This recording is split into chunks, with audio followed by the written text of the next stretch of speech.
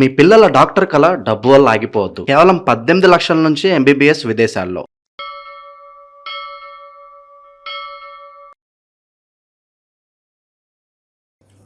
మనకి ఆగస్ట్ నెల 2026 సంవత్సరం అండి. దీనికి మొట్టమొదట మనకి ఆషాఢ బహుళ తదియా నుంచి ప్రారంభం అవుతుంది. మళ్ళీ మనకి 13వ తేదీ నుంచి శ్రావణ మాసం వస్తుంది. ఆ తర్వాత మళ్ళీ 31వ తేదీ శ్రావణ బహుళ తదియతో పూర్తవుతుంది. మరి ఈ నెలలో మనకి ఎన్ని శుభముహూర్తాలు ఉన్నాయి? తలనీలాలు తీసుకోవడానికి, పెళ్లిళ్ళు చేసుకోవడానికి, గృహప్రవేశాలకి, అలా అనేక రకాలైనటువంటి శుభకార్యాలన్నింటికి కూడా ఏమేమి ముహూర్తాలు ఉన్నాయో ప్రొఫెసర్ డాక్టర్ ముల్లపూడి సత్యనారాయణమూర్తిని నేను మీకు తెలియజేస్తున్నాను. మొట్టమొదటిగా శనివారంతో ప్రారంభమైంది ఆషాఢ బహుళ తదియ. ఆ రోజు శనివారం.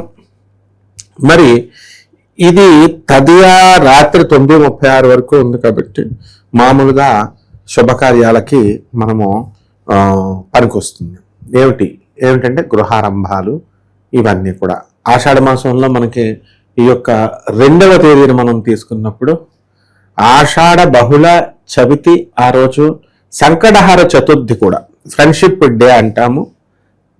అలాగే సికింద్రాబాద్లో ఆషాఢ బోనాలు 3వ వారం అన్నమాట. తర్వాత ఈ యొక్క సోమవారం నాడు ఆషాఢ బహుళ పంచమి. ఆ రోజున ఉత్తరభద్ర నక్షత్రం ఉంది. ఆ రోజున మనము ఆశ్లేష కార్తె అంటాం. ఇక్కడ కూడా మనకి వివాహ ముహూర్తాలు ఇవన్నీ కూడా ఆ రోజున 3వ తేదీన ఉన్నాయి, గృహప్రవేశాలు ఇవన్నీ కూడా. అయితే మనకి గురు మూఢమి అనేటటువంటిది ఎప్పుడుతో పోతుందంటే 12వ తేదీతో పోతుంది. కాబట్టి గురు మౌఢ్య త్యాగము అనేటటువంటిది ఉంది కాబట్టి వివాహాలు అనేటటువంటి అందుకోసం కొంతమంది చేసుకోరు. పెట్టుడు ముహూర్తాలు ఉన్న వాళ్ళు పెట్టుకుంటారు. 12వ తేదీ అమావాస్య వెళ్ళిపోయేదాకా కూడా వివాహ ముహూర్తాలు తక్కువగా అసలు చేసుకోరు గురుమూఢం కాబట్టి. కానీ అత్యవసర పరిస్థితుల్లో ఉన్న వాళ్ళు చేసుకుంటున్నారు. లేకపోతే 4వ తేదీ మంగళవారం నాడు ఆషాఢ బహుళ షష్ఠి. ఆ రోజు మనకి షష్ఠి కాబట్టి సుబ్రహ్మణ్యేశ్వర స్వామి ఆరాధన, అలాగే మనము చక్కగా ఈ యొక్క అభిషేకాలు ఇవన్నీ కూడా ఓం శరవణ భవ మంత్రోపదేశాలు ఇవన్నీ కూడా తీసుకోవచ్చు. 5వ తేదీ ఆషాఢ బహుళ సప్తమి. ఆ రోజు అశ్విని నక్షత్రం ఉందండి. ఈ రోజున మనము ఏంటంటే శుభకార్యాలు సప్తమి కాబట్టి ఇక గురుమూఢాల్లో మనం ఏం చేయము, గృహప్రవేశాలు చేయము, తర్వాత ఈ యొక్క పెళ్ళిళ్ళు చేయము, చిన్న చిన్న శుభకార్యాలు చేసుకుంటాం. అంటే తలనీలాలు ఇవ్వడము, గుళ్ళకెళ్ళడము ఇలాంటివి. 6వ తేదీన ఆషాఢ బహుళ అష్టమి. ఆ రోజు గురువారము, భరణి నక్షత్రం. ఈరోజు కూడా మనము శుభకార్యాలు, దైవ ప్రార్థనలు ఇవన్నీ కూడా మనం పూజలు. అష్టమి కాబట్టి దేవి ఆషాఢ మాసం శాకంబరి ఉత్సవాలు చేసుకుంటాం. వీటికి పనికొస్తుంది. ఇక 7వ తేదీ శుక్రవారం నాడు ఆషాఢ బహుళ నవమి. ఆ రోజు చక్కగా కృత్తిక నక్షత్రం ఉంది. ఈ 7వ తేదీన కూడా మనము నవమి రోజున మామూలు సాధారణ పూజలు తప్ప మిగతా ఇవి లేవు. వారాహి నవరాత్రులు ఇవన్నీ కూడా ఆషాఢ మాసంలో అమ్మవారి గ్రామ దేవతల పూజలు ఇవన్నీ జరుగుతాయి కాబట్టి వాటికి తాంబూలాలు, వాయినాలు తీసుకోవడానికి సరిపోతుంది. ఇక 8వ తేదీ ఆషాఢ బహుళ దశమి, రోహిణి నక్షత్రం.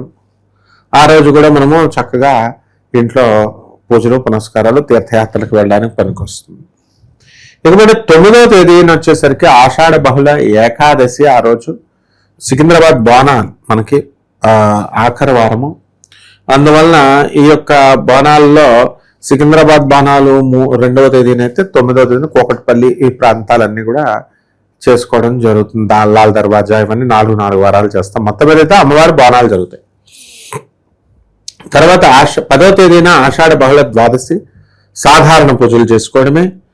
11వ తేదీన కూడా ఆషాఢ బహుళ చతుర్దశి మంగళవారం. మరి ఇక్కడ కూడా సాధారణ పూజలు చేసుకోవడము. అమావాస్య ఆషాఢ బహుళ అమావాస్య 12వ తేదీ. మరి ఇది 11వ తేదీన వచ్చేసరికి మాస శివరాత్రి కృష్ణ అంగారక చతుర్దశి ఈ ఒక వ్రతం చేసుకుంటాం. 12వ తారీఖున గురుమౌఢ్య త్యాగం చేస్తున్నాము. ఈ అమావాస్య రోజున మంత్ర జపాలు ఇవన్నీ కూడా చేసుకుంటున్నారు. ఆ రోజు మనకి బుధవారం వచ్చింది. చక్కగా చాలా మంది అమావాస్య రాగానే ఆలంపురం జోగులాంబ లేకపోతే కాలభైరవుడు ఈ యొక్క కోశమాండ దీపాలని చెప్పి జపం కోసం వెళ్ళిపోతున్నారు. అవసరం లేదు, ఇంట్లోనే చేసుకోవచ్చు. దేవాలయాలకు వెళ్ళాల్సినటువంటి పని లేదు. అండ్ జపాల కోసం అంతంత దూరాలు కాలభైరవుడు దేవాలయాలు అన్నీ కూడా కిక్కిరిసిపోతున్నాయి. అంత ఫ్లోటింగ్ అవసరం లేదు, ఇంట్లో చేసినా కూడా సేమ్ ఫలితాలు వస్తాయి. వాళ్ళు చెప్పేవాళ్ళు హైప్ కోసం చెప్తారు, అక్కడికి వెళ్ళండి కాలభైరవుడు అని చెప్పే ఒక టీంని పంతులు గారు కానీ గురువులలాగా ఉన్న వాళ్ళు తీసుకెళ్తున్నారు. బట్ శాస్త్రము ఎప్పుడు కూడా అలా చెప్పదు, ఇంట్లోనే ఉండి జపాలు చేసుకోవచ్చు. ఇక శ్రావణ మాసం వచ్చేసింది మనకి. శ్రావణ శుక్ల పాఠ్యమి 13వ తేదీ. ఆ రోజు నుంచి వర్ష ఋతువు ప్రారంభమైపోయింది మనకి. కాబట్టి శుభకార్యాల్లో దేవి పూజలు, అమ్మవారి లక్ష్మీదేవి పూజలు ఇవన్నీ కూడా చేస్తాం. మొదటి శుక్రవారము శ్రావణ మాసంలో 14వ తేదీ వచ్చింది. శ్రావణ శుక్ల విధియ ఆ రోజు 14వ తేదీ చంద్ర దర్శనం చేసుకుంటాము. చక్కగా శుక్రవారము మొదటి వరలక్ష్మి పూజలు చేసుకుంటాం. వ్రతం 2వ వారానికి వరలక్ష్మి వ్రతం అంటాం. దేవి పూజలు చేసుకుంటాం. అలాగే శుభకార్యాలు చేసుకోవచ్చు, గృహప్రవేశాలు, గృహారంభాలు ఇవన్నీ కూడా. 15వ తేదీ వచ్చేసరికి ఆగస్టు 15 భారత స్వాతంత్ర దినోత్సవం. ఆ రోజు ఆషాఢ శుక్ల తదియ. ఈ రోజున కూడా పూజలు పునస్కారాలు చేసుకోవచ్చు. అలాగే చక్కగా ఈ దేవాలయ సందర్శనాలు, తలనీలాలు ఇవ్వడం ఇలాంటివన్నీ కూడా చేసుకోవచ్చు. చిన్న చిన్నవి. శ్రావణ శుక్ల చవితి, ఇదేమో శ్రావణ శుక్ల తదియ 15. చవితి వచ్చేసరికి సుబ్రహ్మణ్యేశ్వర స్వామి ఆరాధన మనం చేసుకుంటాము చవితి రోజున. ఆ తర్వాత మనము 17వ తేదీ వచ్చేసరికి శ్రావణ శుక్ల పంచమి, చాలా మంచి రోజు. ఆ రోజు సింహ సంక్రమణం మఖకర్తె నాగపంచమి అంటాం. శ్రావణ శుక్ల పంచమిని నాగపంచమి అంటాం. నాగదేవతల ఆరాధన, వల్లి దేవసేన సమేత శ్రీ సుబ్రహ్మణ్యేశ్వర స్వామి ఆరాధన, సుబ్రహ్మణ్యేశ్వర స్వామి అభిషేకాలు దేవాలయాల్లో చేసుకుంటాం. ఇక 18వ తేదీ వచ్చేసరికి మనకి శ్రావణ మంగళగౌరి వ్రతం ప్రారంభం అండి. ఇక్కడ మంగళవారం ఎప్పుడైతే వస్తుందో శ్రావణ మాసం శుక్ల షష్ఠి మనకి శ్రావణ మంగళవారాలు ఉంటాయన్నమాట. చక్కగా శుభకార్యాలు చేసుకోండి, తలనీలాలు, గృహప్రవేశాలు ఇవన్నీ కూడా చేసుకోవచ్చు. లేకపోతే 19వ తేదీన శ్రావణ శుక్ల సప్తమి, పక్కాగా తలనీలాలు, పెళ్లిళ్ళు కూడా ఉన్నాయి. చాలా మంచి రోజు. ఆ రోజు చక్కగా బుధవారం కూడా పడింది. అలాగే 20వ తేదీ శ్రావణ శుక్ల అష్టమి. ఆ రోజు విశాఖ నక్షత్రము.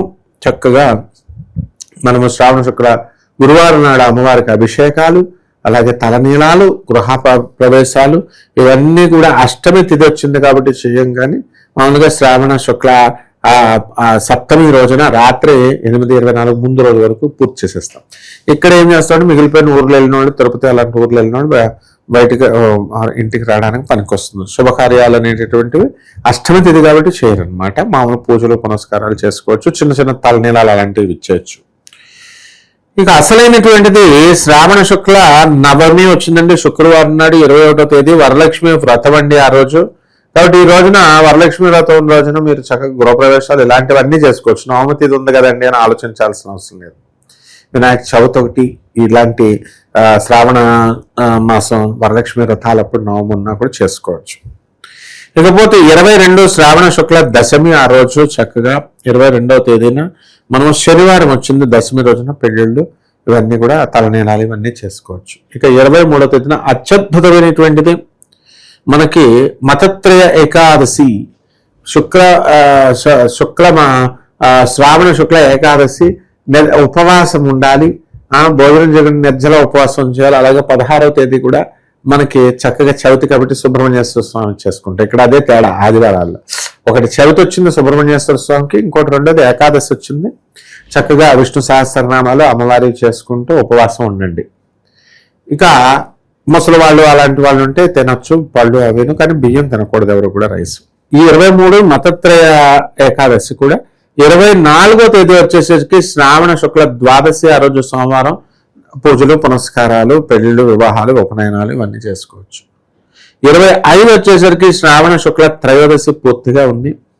బ్రహ్మాండంగా మనము ఈ యొక్క గృహప్రవేశాలు ఇవన్నీ కూడా చేసుకోవచ్చు, గృహారంభాలు.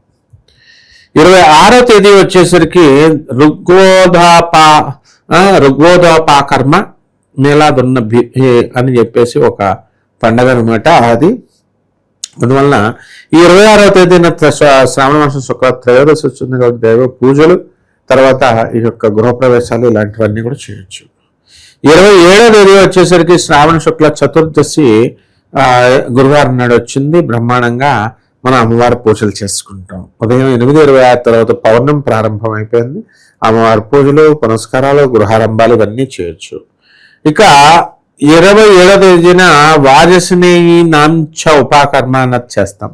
28 వచ్చేసరికి శ్రావణ శుక్ల పౌర్ణమి అంటే జంజాల పౌర్ణమి అంటాము, రాఖీ పౌర్ణమి అంటాము, యజుర్వేదోపాకర్మ చేస్తాము. దీన్ని 28వ తేదీన గృహప్రవేశాలు ఇవన్నీ కూడా చేసుకుంటాం. 29వ తేదీ వచ్చేసరికి శ్రావణ బహుళ పాఠ్యమి, ఆ రోజు అందువలన మామూలు పూజలు చేస్తాం. ఇక 30వ తేదీ శ్రావణ బహుళ విధియ ఉండి 30వ తేదీ దానికి మనము సాధారణ పూజలు, వివాహాలు అన్నీ ఉన్నాయి.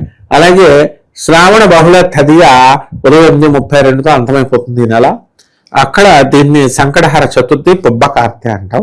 వినాయకుడి చక్కగా పూజ చేసుకోవడం, నైవేద్యాలు పెట్టుకోవడం అన్నీ చేస్తాం.